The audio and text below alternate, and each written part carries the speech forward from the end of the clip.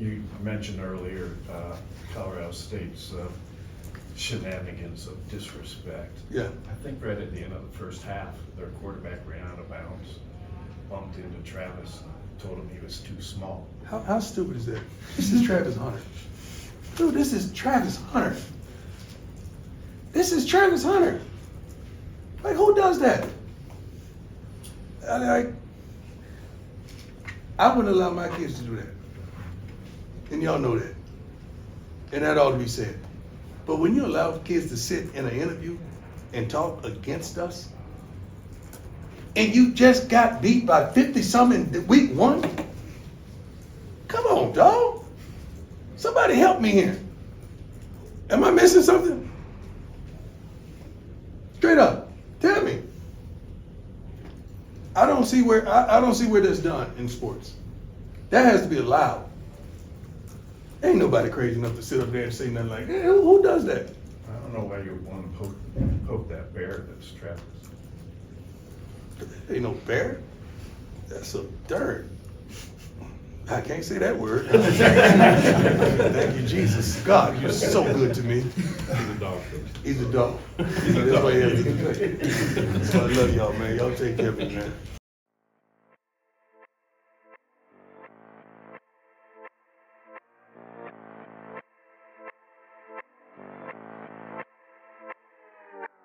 Welcome into a new BuffStampede Radio. Adam Munsterteiger, the publisher of BuffStampede.com, joined by football analyst William Gardner.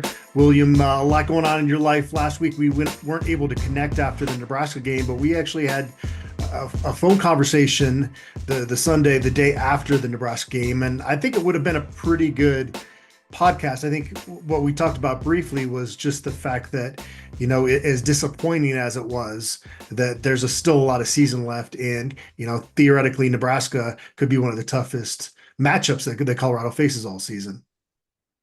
Well, I think there's some encouraging things. I don't know, you know, I'm kind of, I don't know what to think about this offense with the kind of talent we got on there. It ought to be practically unstoppable, but it finds itself stopped fairly often. That being said, you know, the defense only gave up 21, and obviously even less this week. And I still think we don't know what we are. We don't know. You know, it remains to be seen how good Nebraska or North Dakota State or CSU are, or how good we are. And, you know, that's kind of always the trouble early in the season, to really see who's got a real team until you get some games under your belt. So, you know, I think we've got a favorable lineup in terms of the games coming up. And I think some guys are starting to assert themselves. So, you know, there's some positive things to look at, and some question marks. Yeah. I mean, I guess you'd rather be 2-1 with a lot of things to fix as opposed to 2-1 and playing perfect football, right? I mean, I guess if you're looking for a silver lining, but yeah, I mean, special teams has struggled more than I expected. And you're right, there is too much talent on offense for them to not score more consistently than they have through 3 games. And that's certainly an area that's going to have to improve if they actually want to compete for the Big 12 championship. Yeah, I think we'll probably get into it. We'll talk a little bit about it, but they're still not trying to run the ball enough. You know, they bounced around the offensive line a little bit, but it's curious 3 games in that it appears that this is going to be a team that rides its defense to victory, because that defense is damn good, and there's not a lot of problems to be fixed there at all that I can see. And I think, in fact, I think okay, we'll get into it, I guess, but, you know, the combination of Nakai Hill-Green and Levante Bentley at inside linebacker is aces against the run. You know, we'll see teams that don't run as much, but those 2 guys were phenomenal last weekend. Yeah, you know, there was a moment of slight concern there when Colorado State was driving in the second half, and that's when Levante Bentley had the forced fumble, recovered fumble, and I thought that was maybe the biggest play in the entire game, because it really kind of put the momentum back in Colorado's favor. And I know Augusta put it on the ground later, but it was Colorado State was really driving, and that was such a big play to stall that drive and end it for CSU. Yeah, although I don't know, I'm thinking back to it, and I didn't feel like I didn't feel any concern at that point. I didn't feel like that they They were having some momentary success on offense at that point, but they really hadn't done anything sustained, and we had been able to answer just about everything they did. And whether it would have been that strip or just stopping them on downs or something, I really don't feel like they would have got a touchdown off of that drive. I don't feel like they were really a threat to score a touchdown the whole game. But that was a huge play by a linebacker, and those two guys were fantastic against the run, and the other two guys who were excellent against the run was Samuel Okunlola and Dayon Hayes were stout on the edges, holding those edges. So that really shut down their off tackle and their outside zone and things like that. So there's a lot of good things on defense. I don't think that team's very good, frankly, from what I see, Colorado State. So I don't know what to take of it. I don't think they're going to win a lot of games this year. But it was solid and dominant defense, and I don't know, take the win and move on to the next one. Yeah. Today's episode is brought to us by Macaulay Capital Fractional CFO Services. Is your business looking for financial guidance and support, but not yet big enough to hire a full-time CFO? Well, we have a solution for you. Hiring a fractional CFO who can work with your business on a part-time basis. You get the benefit of having a seasoned financial expert on your team without the commitment or expense of a full-time hire. And here's the best part. It's likely that a partnership with Macaulay Capital will be a win-win situation, meaning that your business will make more money from the guidance of a fractional CFO than the total cost of partnering with us. For more information or to set up a meeting, please visit MacaulayCapital.com. That's MCCAULEY Capital.com. 40,099 fans at Canvas Stadium on Saturday, a CSU record. Coach Prime put out an Instagram post saying, "You're welcome." Yeah. It was crazy, though, experiencing 41,000 or 40,099 that were pretty rowdy as compared to the 87,000 that were at Memorial Stadium the weekend before. It was, I was joking with Brian in our analysis video. It was like, this was kind of a cute sellout crowd, almost like Child's Play compared to what they faced. So I think that even though, there was a lot of profanity being hurled at Colorado's players, I don't think it was near an environment that was intimidating like they faced already. No, and that stadium's not really built to be loud like that, even when it's full and it's not down in your face and surrounded on all sides. And I got to think that I can't give a percentage of how many CU fans were there, but it was a lot, and making their own noise. And I don't know, it just wasn't that intimidating, frankly. And watching it on TV again after didn't really change that. The crowd really wasn't a factor. It was a little that first quarter, I guess, was a little disturbing with our offense struggling the way to score that it did. But I don't know. I don't know. It's kind of hard to take Colorado State. You go say what you will about Lincoln, and I got plenty of things to say about Lincoln, and I ain't none of them good. But it's a tough place to play, and it always has been. And they can cry like little bitches about, Colorado fans are mean to us. But you know what? The number of people I know who've got their car windows kicked in at that piece of crap place. Well, fork them, as they always say somewhere. Well, while we got you revved up here, wanted to get your reaction to the pregame interaction between Jay Norvell and Jason Phillips. Apparently, a CSU player ran into Coach Phillips on the sideline, and that's kind of what created that little bit of back and forth there. I know you're such a big fan of Jay Norvell. Did that surprise you at all, that interaction? Well, no, I don't know. I mean, I came away from the game I'm struggling for words today. Just reminded that they're a thug team. That cheap shot on Shador. And while I'm mentioning that, I want everybody to take notice that Khalil Benson went 5 yards deep onto the end zone to find that son of a bitch and have words with him.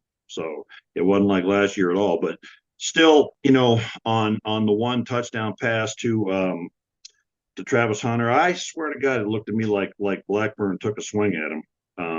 I don't know if anybody else saw that or not, but they're just a cheap team, and he's a cheap person, and that's the way they play, and that's the way his coaches coach. I guess I don't know. I think this team, these two teams, historically they don't like each other, but even in terms of what's developed in the last 2 years with Coach Prime there, it's gotten worse. But this was a dominant game, and I think as Coach Prime said after the game, that the score was not reflective of the dominance by CU. I was talking with Tyler King. He covers both CU and CSU for a Colorado Spring publication, and he said that Braden Fowler Nicolosi is like a genuinely really nice kid. I got to say, though, he didn't really come off that way last week. And so I had no issue with Shedeur Sanders not wanting to shake his hand afterward. And then, a lot of the national media that's going after him is conveniently cutting it off before Shedeur goes and then greets a bunch of other CSU players right after that. It was specific to Braden Fowler Nicolosi because of the comments he made. And I know those comments were made at CSU's media day before the season started. That's what Norvell keeps pointing out, that it wasn't something that his players said leading up to the game, but they still said it. They still said those things. So, you got to coach that in the offseason next time. And I'll be honest, William, like you said, CSU doesn't look like a very good team. Year 3, I really don't know what that team's identity is. I don't really think they have, outside of Torrey Horton, many difference makers. That looks like they might have to go in a different direction pretty soon. Yeah, I think they're going to have to replace him. He's not getting the job done there, especially with the transfer portal, and you can bring guys in. But I don't know. It's a lesson in media, frankly. I mean, we talk about, a lot of the ways that the national media are running the stories on CU. Same thing happened, I guess. It's fair for CSU to say, well, those statements were before the season, and they're being presented as now. But the I don't know. I guess over the last couple of weeks, what I see, the sort of hate and disdain that there is nationally for CU and Coach Prime and for the whole Sanders family is kind of surprising and shocking to me. Although I guess in 2024 America, given what's happening on a larger stage, what this country will support doesn't actually shock me at all. So I don't know. It's sad and it's disturbing, and I guess it's better to be hated, I guess, than ignored. Yeah. I was shocked when it became a controversy that Shedeur Sanders left the Nebraska game with 2 minutes left when he was banged up on a play. Now I think nothing shocks me in terms of the coverage around this Colorado team at this point. Yeah, no, and everybody's looking for the smallest little idiot. I mean, really, most of the things that have come up are idiotic and stupid, and a lot of them are just flat not true and made up. But they're just really kind of looking for anything to run as some kind of media against CU and Coach Prime and his family. So it's kind of taken on a life that is like. Trashing out him and his family and CU as almost sort of an adjunct is bigger than the football at this point. It's kind of silly and stupid. And I think those people doing that thing ought to take a look in the mirror, because it's not a good look for you. You look like idiots, and you look like sad human beings, quite frankly, to me. That all you can find out of all this is all these negative things. And there's no shootings, there's no arrests, there's nobody getting flunking out of school. There's no sex assaults and all the other junk that comes with all the other programs. Everything's going pretty well, except for these little ridiculous things that they want to chirp about, the media, that is. Now, to the other side of that, I guess, is that and Shedeur and Shiloh and Coach Prime, they do their share of chirping too, so it's not like they're not contributing to it in some sense. Seems to be in response to other chirping, though, most of the time. I don't know. I don't know. I mean, I'm not one to talk, but maybe every chirp that comes out doesn't need to be responded to. But maybe at hitting 60, I got some wisdom coming then, or maybe that's just wisdom teeth. I don't know. So the game, let's dive into it. Isaiah Augustive gets the start running back, but Michael Welch got more carries in the football game. I misspoke in the post-game press conference. I asked Coach Prime about Michael Welch, and I said it was his first carry that he went for 25 yards. He actually had a short carry on that first possession, but initially on the stats broadcast, they had Augustave with that carry. But anyway, he had a nice debut. Colorado goes for over 100 yards on the ground. Still in it, they still just need to be a little bit more consistent, I think, in going to the run. But Yeah. it was at least a step in the right direction. Yeah, I mean, I printed out the stats, and there's only 17 carries by running backs, and that's just really not enough. And what really kind of baffled me was the last 5 minutes of the game, when you really got an opportunity to line it up and establish the run and practice the run in a game situation and show that you can do it, and they just continued to throw the ball. I don't mean I think I heard Coach Prime afterwards saying he's still trying to win, and that's fine, still trying to score, but I think you're also at a point in the season where you need to develop that running game, and even the halftime announcer on the TV broadcast mentioned, they haven't given the ball to the running backs. So, because one of the guys said, well, they're not running the ball effectively. He said, well, they're not trying to run the ball, which is true and accurate, I think. So I thought the play calling on offense was still one-dimensional. And I got to say, I think Robert Livingston is phenomenal. And I think, 3 games in, Pat Shermer got a lot to prove. I don't know. I mean, I don't know who's calling the shots on offense, but the people that are saying we're just throwing the ball, I mean, I guess there's a point to be said that, if your best player on offense is Shador, you let him throw the ball. But you know what? You'll be more effective if you can run the ball when you want to run the ball too. So I don't know. I thought, Isaiah Augustov was the best running back out there.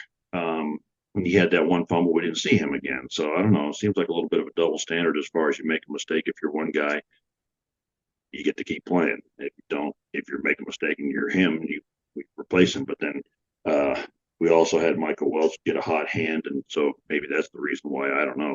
We don't get any information out of the program. We get whatever they feed us, via daily and the videos that they choose to release. So we have to figure things out between the lines. And if people don't want to call me a hater for that, well, that's your problem, man, not mine. They'll get Dallin Hayden back at some point soon as well. And yeah, I think you feel really good about those 3 backs. Augustive is just a downhill runner, and Yeah. I'm a big fan of his, real big fan of his potential. That's what I liked about, he had 6 carries, but every single one of them, he doesn't dance around. He sees the hole and he gets right up through it. Now, he had one where he almost got away and showed his speed, and somebody tripped him up right at the last second, or else that would have, I think, been a touchdown too. So I hope they keep giving him the ball. I think that one fumble was kind of a fluke play where somebody whacked the ball as he's going down, but I hope that doesn't mean that he sits out the game. But I think 17 carries for the running backs. At least we saw the outside zone play this week, and it wasn't all the weird stuff we saw the first couple of weeks. But I still have yet to see any misdirection, counters, things like that. So I hope that's in the arsenal. I hope we start to see that, because we're going to need a running game at some point. What were your thoughts on the offensive line shakeup with Phillip Houston going in at right tackle, Tyler Brown moving in to left guard, and also curious how Jordan Seaton graded out for you in that game? I don't know. I mean, the more I watch this, and I only got on the board long enough to see that some of my biggest fans were calling me an idiot. But I don't know what they're doing. I don't know. I guess if you'd have asked me who's the least likely to get benched, I would have said Mares, but he's the guy that got benched. I think somebody had said on the board earlier that when they moved Brown out to tackle, that was a bad sign for the tackles. And in retrospect, I think that person, whoever you are, I think you were right. And I guess they decided also that he's far more effective. I don't know that they moved him back inside because he wasn't effective out there as much as I think they think he's far more effective inside. I thought the best offensive lineman on Saturday against CSU was Khalil Benson. He rocked their defensive tackles a few times. I thought Jordan Seaton was solid. And he's going to keep getting better each week. But I thought that the offensive line looked good, but again, they're not a good defense. They don't have any pass rush threats. They don't have anybody out there that you look at and go, well, that guy is a good pass rusher. So it's really kind of hard to tell. I think Philip Houston got pushed a little more. Well, I think that's the problem. He's not big enough, quite frankly, but he got bull rushed a little bit. And I think against bigger, better defensive ends, that may be a problem for him. So we'll have to wait and see how that develops. But I thought the interior three, as they played it, looked good. I did notice in the press conference when they brought the offensive line out there that Maris was amongst them. I don't remember seeing him play during the game. So I don't know if he did or not. But I thought the offensive line looked good, and I thought the running game was there if they'd have kept calling the plays. And so I get the feeling that they're still searching on that offensive line, and I don't know if this will be the final lineup. I think it's interesting that we didn't see Hummel or Tyler Johnson yet, or even Kareem Harden as a possibility. But again, we don't know what's going on in those practices, so we just have to wait till game day and see what trots out there. Mayers did not play on offense. The starters all played all 74 offensive snaps.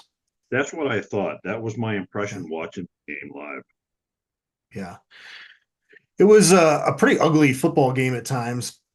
And I think Colorado was penalized more than CSU. Let me double check that. But yeah, penalties. Colorado had 2 more and even more penalty yardage than CSU. But man, some of those CSU penalties were just backbreakers for them. They weren't going to beat Colorado, I don't think anyway, but they didn't even give themselves a chance because they were just very undisciplined in that football game.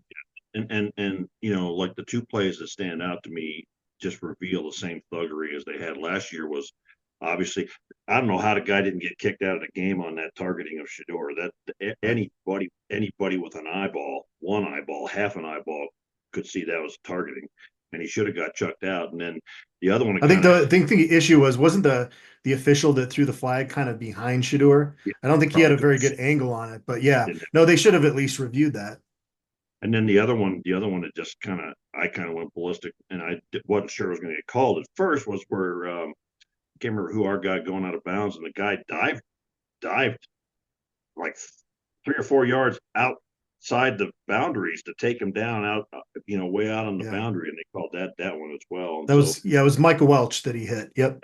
Yeah. And then the other, like, I don't know, they had one was on a defensive play where they face masked pretty egregiously face mask Khalil Benson as he was trying to block. But the timing of their plays, their penalties was just horrendous. And the two, well, the first interception that Nicolosi, whatever his name is, threw was just egregious. I mean, you just can't do that one. But that second one, my God, man, I think I don't think he should have thrown that, because he should have seen Travis Hunter there. But my Travis Hunter ran the damn route. He did. I mean, it was the damnedest thing I've seen, in terms of a defensive back. It was like the guy said, "Hey, I'm going to do this 15 straight in. You want to? I'm just letting you know so you can do it with me." And I don't know. I don't think people quite understand yet what they're facing in Travis Hunter. So trying that throw or what have you. But I think, I think the thing I'm still kind of waiting for is our pass rush, although I think Deion Hayes got 2 sacks, if I remember that right. But still waiting for that to kind of show up. Still waiting for BJ Green to kind of show up. I don't know that this would have been a good quarterback to get more pressure, but we were running him all over the field. We just didn't quite get to him. Yeah, Deion Hayes did have 2 sacks in the football game, and he's been a nice addition for the Buffs. I was kind of critical of the special teams for obvious reasons if you watch that game, but I do want to give a shout out to Ben Finiseth. He had a really nice tackle on kickoff coverage after Wester's first touchdown. And this is quite a character if you've seen Ben Finiseth on Reach the People and Well Off Media. And, he's so comes across as so fun-loving. You wouldn't know this, but he's a biomedical engineering major at CU. Yeah. I don't even know what that means. Like, it means he's smart. build works for people or something, but I don't know. But yeah, I and again, I was struck by the fact that we seem to do better with the kickoff returns. When we drop them right at the goal line and make them return them, because they I don't think they got out of the 25 a single time this time. But I think what also is impressive to me about the defense was that even without Jose Nwankwo and Shiloh Sanders out there, that defense was as dominant as it was. So that's a good sign. Yep. Some of Shadur's throws were NFL next level type throws. That first one, he thread the needle into Western. I mean, there was not a lot of space on there. There was no space. I watched it again on TV, and I'm like, holy crap! And then that one, that one that he dropped back in the deep end zone for Travis Hunter was just gorgeous. And then there was another one. There was another one where he threw almost from the other sideline to the opposing sideline and got Travis Hunter right on the sideline over there for a first down too. So his throws are fantastic. Yeah, he had one to Will Shepard too. That was a beautiful throw, right into the hands of Will Shepard, and he wasn't able to pull it in. But that you couldn't have placed that ball in there better with the coverage as tight as it was. Did it seem to you that the receivers dropped a lot of balls? Maybe not a lot, but they seemed to me like there were several balls that got dropped that could have been big plays. Horn had one. Yeah, Travis Hunter had one as well. So, I think it was a little bit more than you'd expect out of those guys. But yeah. DJ McKinney had Savell Smalls. What a catch. Yes, and he went stumbling down that field. Yeah. DJ McKinney, I thought, had a really solid performance. I think it was 3 pass breakups in the game. He's among the leaders in the Big 12 in that category now. You already talked about Bentley, and Hodges had his interception, and he was tight. Again, I don't know. With Horton kind of hobbled, they don't really have any receivers that maybe you and I couldn't cover either. So we're at the point now, we've got a game coming up against a Power 4 team, and we've got to start proving we can beat those teams, because our 2 wins are against lesser division teams. I'm 100% sure that North Dakota State would not struggle beating CSU. I would take them in that matchup as well, especially with Horton being banged up right now. And Horton's not going to play this week. I don't think he should have been out there playing that football game. No, I don't think. I mean, he, in a groin, man, you got to give that time, because that'll stick with you the whole damn season. Yeah.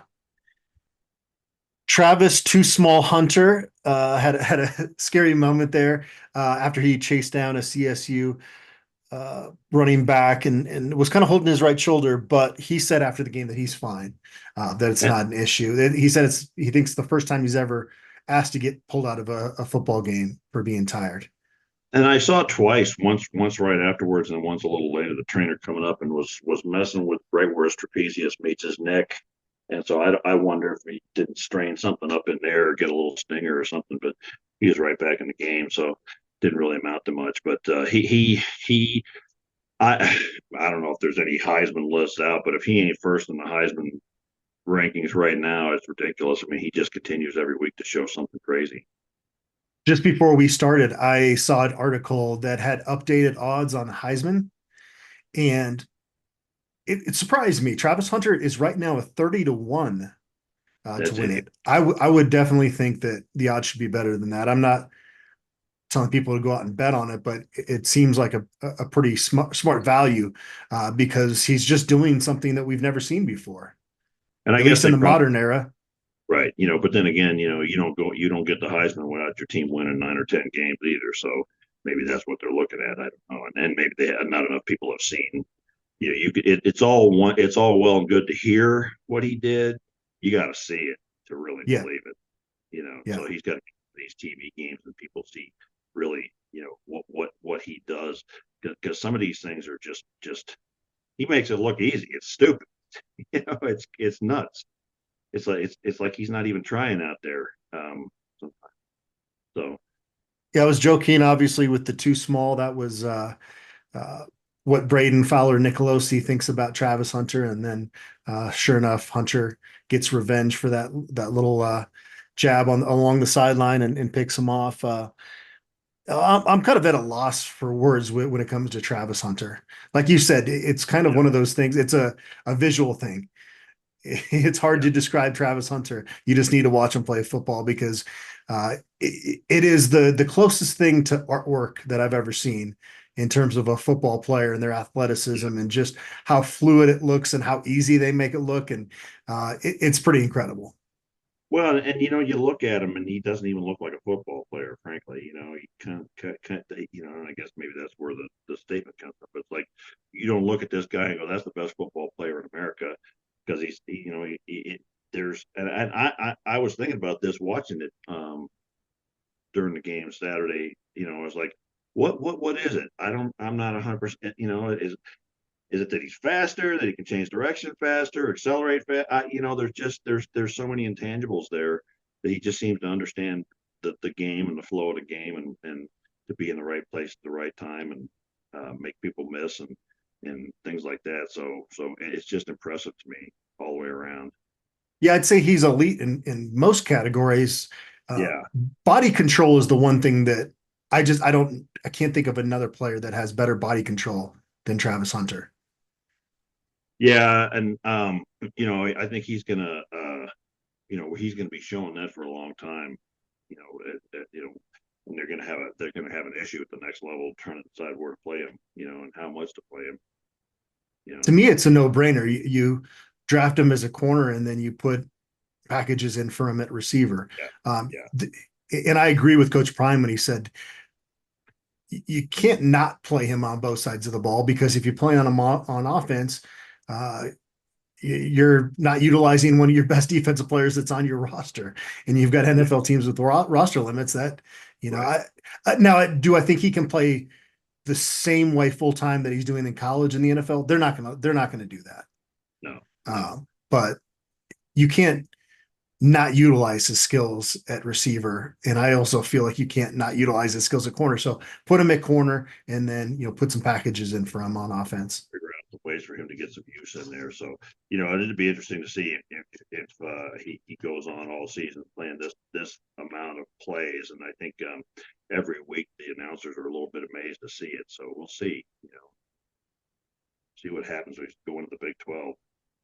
The Buffs are now 69-22-2 against Colorado State. Not going to face them again until 2029. I'm guessing Jay Norvell will probably not be the head coach at that point. And do you think this kind of goes back to not really being viewed as a rivalry by CU folks? Because if you polled the majority of CU fans, I think most would say they are hesitant to call Colorado State a rival, but because of what happened in Boulder in 2023, I contend it was a rivalry game this year because of kind of the facts that led up to the game, especially with the trash talk coming in there as well. What are your thoughts on this game? Well, I think it was this year because of what happened in the game last year and the sort of the thug plays and the things that they did to target some of our players, and I think also them talking before the game. But this is 7 in a row. We don't lose to these guys. All the angst on the Stampede board aside, we don't lose to these guys. Every third, fourth year, it's a tight game maybe, and then every now and then they'll win one. And but for the most part, it's like I remember way back, in the early '80s when Coach Mack was talking about making Nebraska a rival. And people said, it's not a rivalry until you start to win some games. And they don't win enough games in this series, and they're not getting any better. So I don't think it's a rivalry. And we're going to have to get back some new rivalries in the new conference, because we're not going to see the cornholers for a while either. And I'm just as fine not seeing either one of those teams, frankly. Let's move on to something else and do something different. Yeah, there's some fun trips that Colorado has coming up in their future schedule. Terrell Timmons had his first 2 catches as a Buff, former NC State transfer. Did you see the Travis Hunter Henry Blackburn embrace after the game? Yeah, I did. I saw that as it happened right off the bat, and I thought that was nice that they both Travis kept that. Travis just doesn't have any hate in his heart, does he? No, and he doesn't. They were watching the. Well, I guess it wasn't a replay. I guess it was a replay for me, but it was on TV live. But even the announcer said something about that he's just a happy-go-lucky, kind of a nerd-like kid, and it's like he's just not at all what you would expect from a big-time athlete in any way, shape, or form, and I wouldn't even call it humility so much as he doesn't care, you know. I'm just living my life, being happy, and I envy that. That's not how I'm wired, and I wish I was, but it's nice to see, it's nice to see a star of that caliber who doesn't need to talk the trash. And it was interesting to me, both his sideline interview after the game and sitting at the table. He very not comfortable talking about himself, and he had this sort of canned answer about the offensive line, no matter what the question was. Hey, how was your interception? Well, the offensive line was great. And it was just interesting to me that he doesn't like to be in that particular spotlight, and it was very clear in both of those interviews to me, I thought. Yeah. Anything else from this game? Derek White had a CSU fan get all up in his face and knock off his hat. That was an interesting video that came out here recently. Derek White might be one of the nicest people I've ever met in my life. So without even knowing what happened there, I'm blaming the CSU fan there, just knowing that they must have started that. Yeah, I don't know. I guess I'd be pretty frustrated if I was a CSU fan. They're not going anywhere fast, but it's nice to get past. I think you and I mentioned, realistically looking back, coming out of this 3 games, 2-1, it's pretty solid.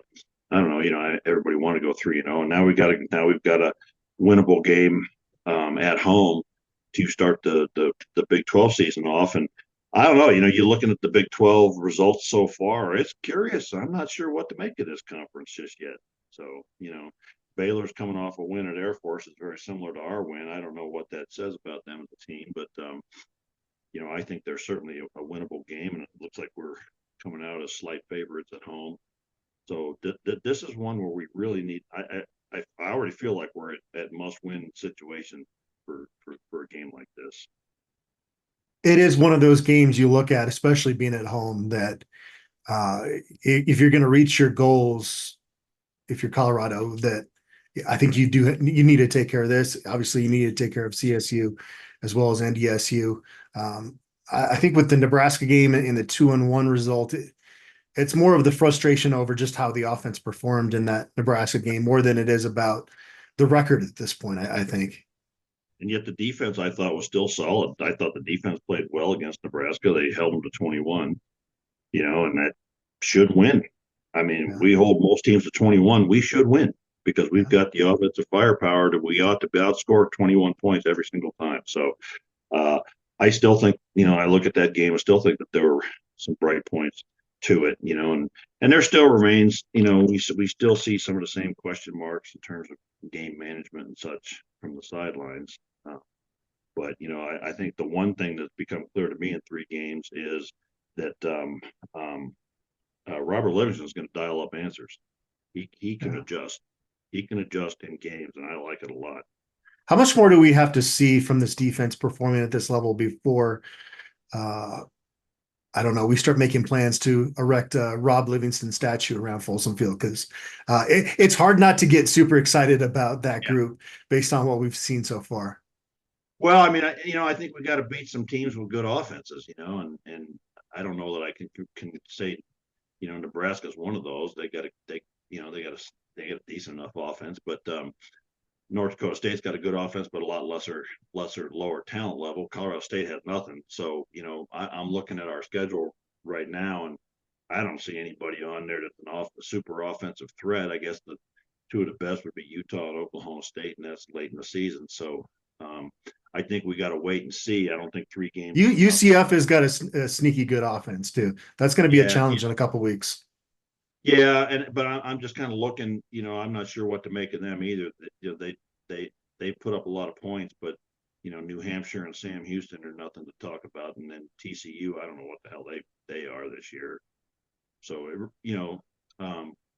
again, I think it was just too early in the season to know what to think about any of these teams. So, but I think looking at our schedule, there's no Oregon on there, that's clearly got a really good offense, that we're gonna have to face and what have you. So, I think I'm really pleased with Livingston so far, but 3 games in is not enough to really hang your hat on. And I think we got a lot of talent and a lot of guys we haven't even seen blow up yet. So I'm pretty enthused about the offense. Got some of the same questions as last year pretty enthused about the defense. Got a lot of the same questions as last year about the offense. So we'll see.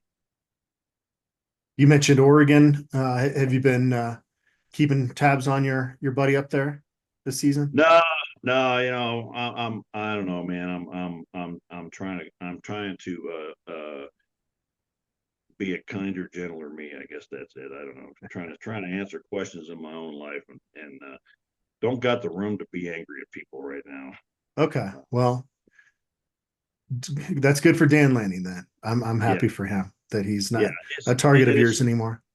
And it's sort of out of sight, out of mind. We don't play them, so what do I care? Yeah. I have to go looking to see the idiot in the first place, and I don't know. It's been an interesting football season so far already, but I don't see them enough to